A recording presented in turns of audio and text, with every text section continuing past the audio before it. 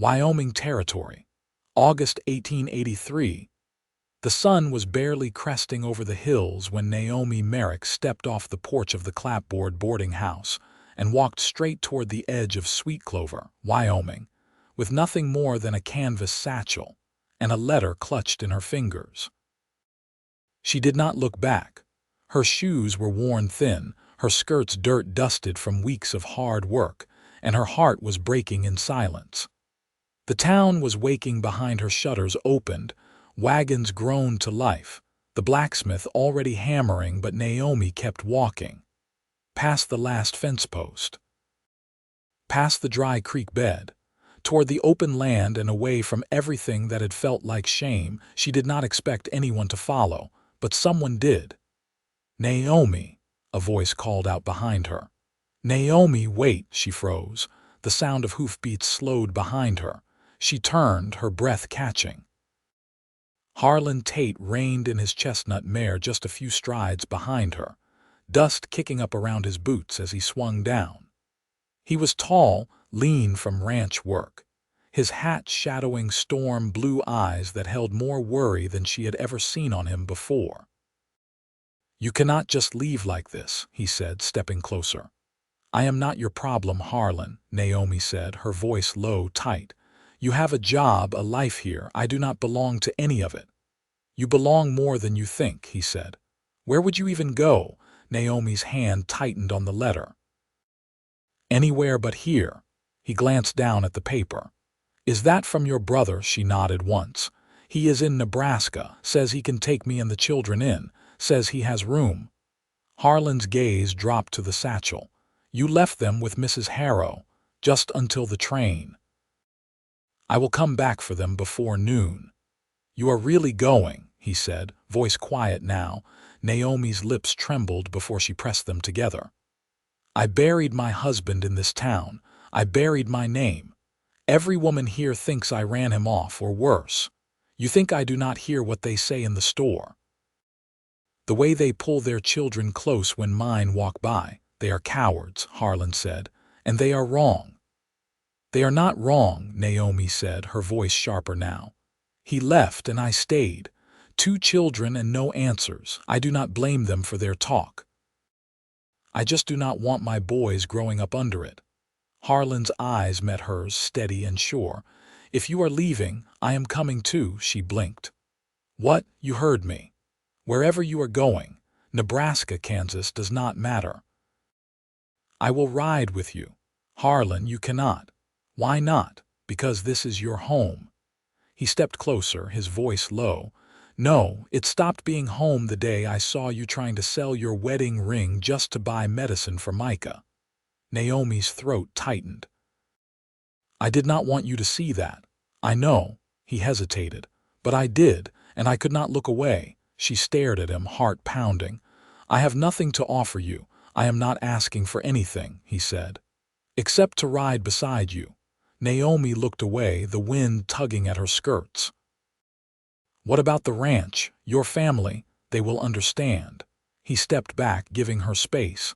"And if they do not, that is their business." She looked up at him. "Why would you give all that up?" "Because I care about you," Harlan said simply, "and those boys. And I am not letting you walk out of here alone." Naomi's shoulders shook, just barely. "You always were too good." He gave a quiet smile. "Not too good, just sure." She studied him. The lines at the corners of his eyes. The rough hands that had helped her fix a broken fence last winter. The quiet way he had walked her boys home from the schoolhouse when she worked late. He had never asked for anything, never pushed, just stayed when she needed someone to, and now he was offering more. "You really mean it?" she asked, her voice soft now. "I do." Naomi looked down the road. Then back at him. "Then we better get the boys." He nodded once, and when she turned back toward town, he walked beside her. They reached the boarding house just as the sun cleared the roofline. Mrs. Harrow was on the porch, wiping her hands on her apron, and 2 small figures bounded down the steps to meet them. Micah, age 6 with a cowlick and a grin missing 2 front teeth. Miriam, 4 and always carrying her threadbare rabbit. "Mama," they cried. Naomi knelt, arms around both of them, pulling them in. Harlan stood a step back, watching her with something quiet in his face. "Are we going on the train now?" Micah asked. "Yes, sweetheart," Naomi said, brushing a curl from his forehead. "But we are not going alone." Micah looked up at Harlan. "Is he coming?" Naomi met Harlan's eyes. "Yes, he is." Harlan crouched beside them. "Think I can ride with you too?" Micah grinned. "You got a horse?" "I do." "Then you can come." Naomi laughed, really laughed, for the first time in weeks. They packed quickly. Naomi had next to nothing. Harlan brought his saddlebags and gave the rest of his savings to the station master for 4 train tickets east. By midday, they were on the platform. The children perched on the bench with lemonade while Harlan stood beside Naomi, both of them watching the horizon for the train smoke. She glanced at him. "You sure about this?" "I was sure the second I saw you walking away." She looked at the boys, then back at him. "I never thought anyone would choose us." "I do," he said, voice steady. "Every day." The whistle sounded in the distance. The train was coming. Naomi reached for his hand, and he took it without hesitation. They boarded together, not as strangers, not even as friends, but as something new, something just beginning. And as the train pulled away, leaving Sweet Clover behind, Naomi did not look back, not this time. Because Harlan was beside her. And for the first time in a long time, she believed that maybe, just maybe, there was a future waiting ahead. The train hissed to a halt in North Platte, beneath a low sky the color of tin. Naomi stepped down first, her skirts catching the wind as she reached for Miriam's hand. Harlan followed with Micah on his hip, the boy's face still pink from sleep and pressed into Harlan's shoulder. The station platform was quieter than she expected. Just a few cattlemen and a woman selling hand pies from a basket.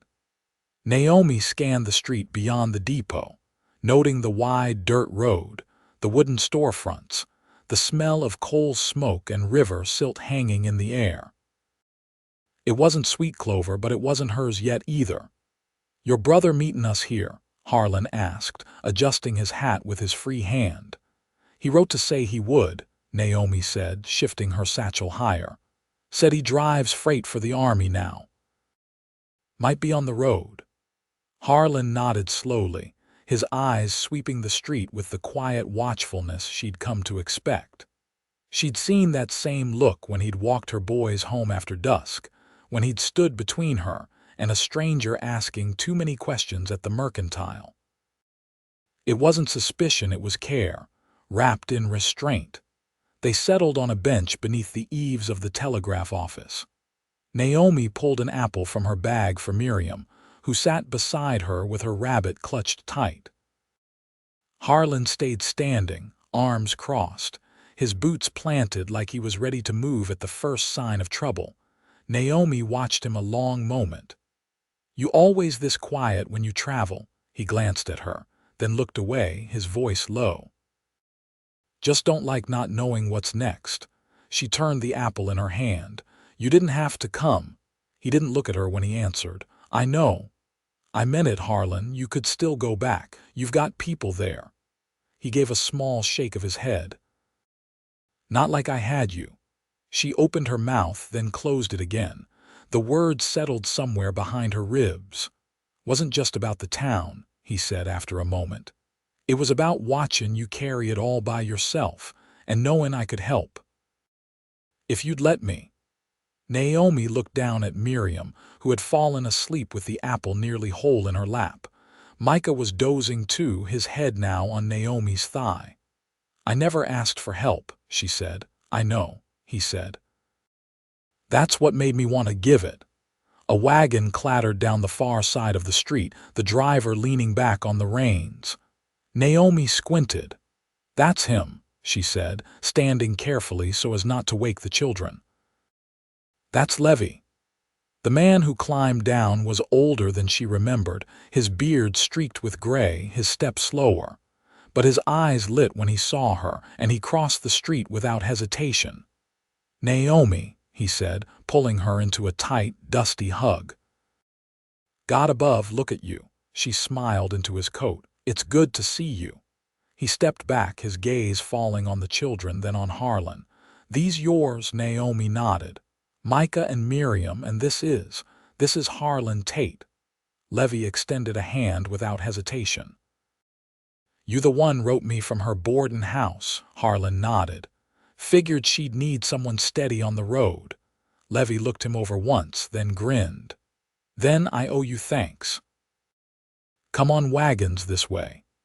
They gathered the children and loaded into the back, settling among sacks of grain and a few crates marked with Fort Sydney's supply stamp. The ride out of town was quiet.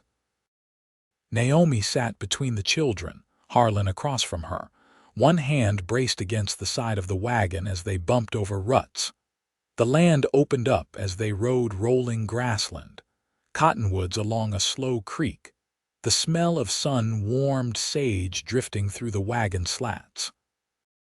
Levy talked of the Army contracts, of the small sod house he'd built near the Platte. He kept his voice easy, but Naomi caught the glances he gave her when he thought she wasn't looking. "Did he say anything?" she asked softly when the children were dozing again. Levy blinked. "Who? Thomas?" Levy's face changed just slightly. "Only that he wasn't coming back." Naomi looked down at her hands. "I didn't press him," Levy added. "He was already gone when I reached town. His trail was cold." Harlan's eyes were on her now, but he said nothing. "I didn't want him found," Naomi said. "Not after what he did." Levy said nothing for a while. Then, "You're safe now." Naomi nodded once, but the wind caught her hair and blew it across her face like a curtain, and she didn't bother to push it away. They reached Levy's homestead by dusk. It sat low in a rise of grass, built of earth and timber, with a lean-to for the freight wagon and a shallow well out back. There was only one room, but it was clean, with a pot of beans already simmering on the stove and a stack of folded quilts on the floor. "I'll sleep in the wagon," Levy said, setting down his rifle. "You take the house." Naomi looked at him. "You sure?" He nodded. "You've had the long ride, and the young ones need a roof." Harlan took the children inside and began unrolling bedrolls. Naomi paused at the doorway, her eyes adjusting to the dim. "You were right," she said to Levy. He leaned against the doorframe, arms crossed. "About what, coming here? It was the right thing." He looked toward the house where the glow of lamplight spilled onto the grass. "You picked a good man to ride with." Naomi's gaze lingered on Harlan, crouched beside Miriam's pallet, tucking the blanket around her shoulders with a gentleness that struck something deep in her. "I think," she said quietly, "he picked me." Levy didn't answer. He only nodded once, then stepped away into the dark. Naomi crossed the threshold. Inside, Harlan stood and met her eyes. He didn't speak, just waited. Naomi walked to him, not rushed, not uncertain. When she reached him, she laid her hand against his chest. "I want you to stay," she said. His hand came over hers, warm and solid. "I was already planning to," he said. The next morning carried a hush that felt deliberate, like the prairie was holding its breath. Naomi stepped outside barefoot, the cool soil damp from a passing night rain. The horizon stretched uninterrupted, pale gold with the first light, and somewhere off to the west, a meadowlark called once, then went still. Inside, Miriam stirred on the pallet beside Micah, both still tucked close. Harlan stood near the well, shirt sleeves rolled, pouring water into a tin basin. He didn't speak as she approached, just handed her a clean cloth and stepped aside so she could wash. "You sleep?" she asked, wringing out the cloth. "Some," he said. "Woke up once when the wind shifted. Smelled cattle." Naomi glanced at the sky. "You think there's a herd nearby? Could be strays." He leaned against the well post, arms folded. "Or a drive came through while we were sleeping." She dried her hands on the hem of her skirt. "You're already thinking like this place is yours." "I'm thinking like I've got something worth protecting," he said. She tilted her head. "You always this forward in the early hours." "No," he said, "but I spent too many years keeping quiet." "I'm done with that." Naomi looked down at the basin where the water settled still and clear. "You think we could stay here?" she asked, voice low. Harlan looked toward the sod house, then the field beyond it. "Depends. Are you asking if we'll be safe or if we'll belong?" She met his eyes. "Both," he nodded once. "Then we stay long enough to find out." The door creaked behind them. Micah padded out, hair sticking up, face creased where sleep had pressed against his cheek. "You hungry?" Harlan asked him. Micah nodded, rubbing one eye. "Is there honey?" "Not sure," Naomi said. "But I'll look." Inside, she opened one of Levy's cupboards and found a crock of it set back behind a jar of dried beans. She spooned some onto the cornbread from last night and handed it to Micah, who took it with both hands like it might vanish. "You want me to go into town?" Harlan asked, watching from the doorway. "Why?" "Supplies, maybe news." He hesitated. "Maybe work." Naomi glanced at the children. "You'd leave us here. I'd be back before dark. Levy would want us to get settled." "You can't live on dried beans and cornbread forever." She looked at him a long moment. "Take the rifle." He nodded, and by the time the sun cleared the low ridge, he was riding east with one of Levy's spare horses, his hat pulled low and his canteen slung across his back. Naomi watched him go, then set to work airing the quilts and sweeping dirt from the corners. By midday the wind changed. It rose sudden, sharp and dry. Naomi stepped outside to check the clothesline and saw a rider on the edge of the field. Not Harlan, not Levy, a stranger. She stiffened, hand reaching for the rifle leaning beside the door. The man dismounted but didn't move closer. He wore a canvas coat and carried a bedroll over one shoulder. His face was lean, marked by sun and distance. "You Naomi Merrick?" he asked, voice rough from dust. "I am. I seen your brother last week in Sydney, told me you might be here." She didn't lower the rifle, and he squinted toward the house. "He asked me to bring this." He stepped forward slowly and handed her a folded note. The handwriting was Levy's, short and slanted. She read it once. Then again. "What's it say?" the man asked. "He's been called south, Fort McPherson. He'll be gone until winter." The man nodded. "Said you could stay as long as you needed. Said the land's yours to use." Naomi folded the note and slipped it into her apron. "What's your name?" "Gabe Matson." "I ride freight same as your brother." "You a good shot, Gabe," he raised an eyebrow. "Why?" "Because until Harlan gets back, I'd rather not be the only one here who can shoot straight." He gave a slow nod. "I'll take first watch." She gestured toward the shed. "There's water. And jerky in the cellar if you're hungry." He nodded and moved off without another word. Micah stood in the doorway. "Mama, who was that?" "A friend of Uncle Levy's, just passing through." "Is Mr. Harlan coming back?" "Yes," she said, kneeling to pull Miriam into her arms. "He's coming back tonight." When the sun dipped below the ridge, Naomi took the rifle and climbed the rise to watch the road. Gabe kept to the side of the house, quiet as dusk settled in. There were no sounds but the creak of grass and the low whistle of wind across the chimney. She saw the rider before the horse cried out. Harlan crested the far hill just as the last red light caught the horizon. His coat flapped behind him, one hand steady on the reins, the other carrying a burlap sack tied closed with twine. Naomi exhaled, stood, and walked down to meet him. "Everything quiet?" he asked, dismounting. "Had a visitor," she said. "Gabe, friend of Levy's. I passed him years ago. Good man." Naomi reached for the sack.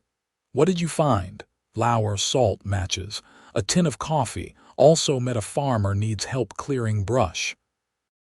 Offered $1 a day and meals." She took the sack, her fingers brushing his. "You take it. I said I'd think about it. He glanced toward the house. Depends on what you want. I want the children fed, and a roof that doesn't leak when it rains. He nodded. Then I'll take it. They stood in the half-dark, the last of the light sinking behind them. I missed you today, she said. His voice was steady. I missed you too. She stepped closer, careful and sure, until their shoulders touched. You want to stay here? She asked. With you, he said, with us. He looked out over the prairie, then back at her. I already have. She didn't ask what he meant. She didn't need to. She reached for his hand and led him inside. The wheatgrass had grown taller than Naomi remembered it from spring, brushing against her skirt as she walked the edge of the field with a pail in one hand and her daughter's small fingers in the other. Miriam hummed tunelessly, her rabbit tucked beneath one arm, her boots damp with morning dew.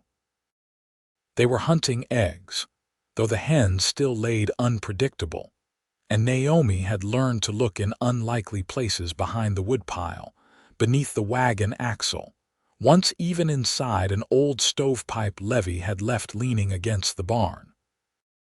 Found one, Miriam whispered, pointing toward a hollow by the fence post. Naomi crouched, brushing aside straw with her free hand. Good eyes, she said, lifting the pale brown egg into the pail. That makes 3. The girl smiled, looking up at her with sleepy pride. Inside, Micah was helping Harlan patch a crack in the window frame with strips of cloth soaked in lye soap and ash. The boy had taken to him faster than Naomi had expected, though she hadn't said so out loud. She'd only watched, quiet and still, from the doorway, the first time Micah had reached for Harlan's hand without a word. They headed back as the sun broke the last of the clouds, a thin warmth chasing off the night's chill. Naomi paused at the threshold, listening to the soft murmur of voices inside. Harlan explaining how the glass had to be sealed tight before the frost came, Micah asking if snow truly piled higher than a horse's back. She stepped in and set the pail down on the table. No cracked ones? Harlan asked, brushing sawdust from his trousers. All 3 whole, she said, glancing toward the window. That patch'll hold. It'll do until we can trade for better oilcloth, he said. Might be a peddler through next week. Gabe said there's a trail rider who sells goods up from Julesburg. Micah tugged at Naomi's sleeve. Can I go with him next time? To town? She looked at Harlan. You take him. If you say yes, he answered. Naomi bent to meet her son's eyes. You'd need to mind him same as you do me. No wandering. No talking to folks unless he says it's all right. Micah nodded solemnly.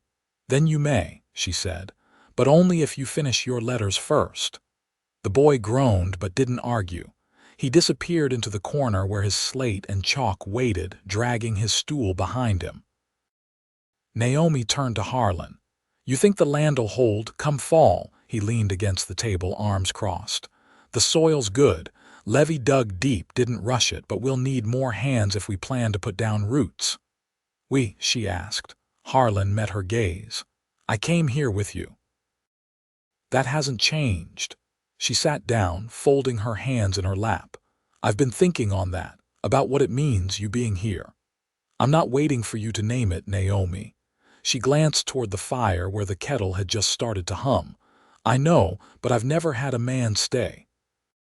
Not really, and I don't know what to do with that. He stepped closer, then knelt beside her chair, his voice even. You don't have to do anything. I'm not asking you to change. I'm just asking you to let me keep showing up. She looked at him then, every line in his face familiar now, sun-creased and steady, not worn down by life but shaped by it. You want to build something here? She asked. I want to build it with you, he answered. Whatever comes. Naomi reached out, laying her fingers lightly along his jaw. Then we start slow. We grow it honest, like the land, he nodded once. That's all I ever wanted. That night, after the children had drifted to sleep beneath their quilts, Naomi stepped outside to where Harlan was tending the fire pit. The stars were clear, a scatter of frostlight across the black sky, and the prairie stretched around them, breathing in its quiet way. She sat beside him without speaking. He handed her a cup of coffee, still warm.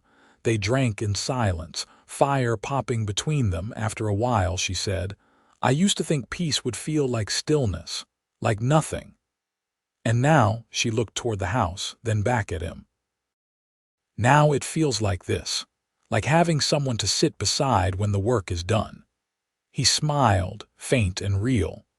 They watched the flames until the last ember dimmed, neither of them moving, the night folding soft around them like a promise kept. By early October, the mornings had turned brittle. Frost clung to the sod roof, and Naomi had begun lighting the stove before sunrise, so the children wouldn't wake with their teeth chattering. They'd laid in enough wood to carry them through the first stretch of winter, but still she counted the bundles, stacking them tighter each week, just to be sure. Harlan had taken to sleeping beside the hearth, saying the creaking door let in more wind than it should, and he needed to be near it. Naomi hadn't pressed him, but each night after the children were settled, she'd find him already stretched out with his coat beneath his head and a blanket tucked high. She'd sit beside him and mend or read aloud if her eyes weren't too tired. Sometimes they'd share quiet talk, sometimes not. She liked both. This morning she found him already awake, sipping coffee from one of the tin cups, the other set beside him waiting. "You didn't sleep," she said. "Some," he replied. "Weather's shifting. I can feel it in my knees." She poured her own cup and sat cross-legged across from him. "You always know before the sky tells it," he nodded, eyes still on the window. Something in the air, like the land bracing. They sat in the hush that came before full dawn, the kind that wrapped around them like a held breath. Naomi watched the steam curl from her cup, then looked back at him. "I've been thinking," she said. "Dangerous habit," he said, though his smile was soft. She nudged his boot with hers. "About the land. About what comes next." He set his cup down. "Say it plain. I want to stay. Year-round, I want to make it ours." He didn't answer right away. Just studied her as if weighing something deeper than her words. "You sure?" She nodded. "I've never had a place that felt like mine. Not really. But this feels like something I can build into, and not just for them." Her voice lowered. "For me." He leaned forward, elbows on his knees. "Then we do it together. You and me, the whole way." Naomi exhaled, her shoulders easing. "I was hoping you'd say that." They spent the rest of that day marking out rows for spring planting. Harlan drove stakes into the hardening earth, while Naomi followed behind with a length of cord, measuring each space. Micah and Miriam helped as best they could, Micah carrying small stones away, Miriam collecting the last of the wildflowers before the frost took them. By late afternoon, Naomi's hands were raw and her back ached, but the rows were laid. She stood with her arms folded, staring out over the tilled ground, feeling a quiet sort of pride settle in her chest. "You thinking about wheat?" Harlan asked, brushing dirt from his palms. "Maybe, or beans." "Something that can hold through a lean year," he nodded. "We could fence the north side come spring, keep the deer out." She turned toward him. "You sound like you plan to be here a while." He met her eyes. "I plan to be here the rest of my life." That night, after supper, Naomi laid Miriam in the trundle and pulled the quilt up beneath her chin. Micah had already drifted off, worn out from hauling stones. She lingered a moment, watching the soft rise and fall of their breathing. Then she stepped outside. Harlan was near the fence line, lantern set on a post beside him, his coat pulled tight. She joined him, arms crossed against the cold. "You ever think about marrying again?" she asked, her voice barely above the wind. "I do," he said without looking at her. "You would," he turned toward her now, "only if it was you." She didn't speak right away. "I know you've had your fill of men making promises they don't keep," he continued, but I'm not going anywhere. And I'd wait as long as it took for you to believe that. Naomi stepped in close, resting one hand over his heart. You don't have to wait. His hand came up to cover hers, warm and steady. Are you saying what I think you're saying? She nodded. I want to marry you. If you'll have me. He leaned in, forehead brushing hers. I already do. They were married the next Sunday in the small clapboard church 4 miles east over a rise. The preacher was a quiet man with a tired voice and a kind smile. Miriam carried a sprig of dried sage. Micah wore a shirt that was still a tad too large in the shoulders, and Naomi's dress was simple cotton with a blue ribbon at the waist. Harlan wore his cleanest shirt, and a look Naomi hadn't seen on him before, something quiet and awed. There were no flowers, no crowd. Just Gabe and 2 neighbor families who brought bread and canned peaches wrapped in cloth. Afterward, they rode back in the wagon, Harlan holding the reins with one hand, Naomi's fingers laced with his in the other. The children dozed in the back, and the sun dipped low, casting gold across the fields they'd planted together. That winter, they weathered storms and sickness and days when the wind howled so hard the windows rattled for hours. But they also built shelves, stitched new quilts, and carved their initials into the beam above the hearth. Micah learned to read by firelight. Miriam helped Naomi churn butter, standing on a crate to reach the top. And in every quiet evening when the house had gone still, Harlan would take Naomi's hand and sit beside her, the two of them wrapped in the kind of peace that doesn't come easy but lasts. By spring, the earth had softened again. Seedlings broke through the soil. The roof held through the last ice storm. And Naomi stood on the threshold of the home they'd made, watching her husband teach Micah how to guide the plow, while Miriam ran barefoot through the fresh grass. She rested one hand on her belly, the weight of new life just beginning to show, and smiled.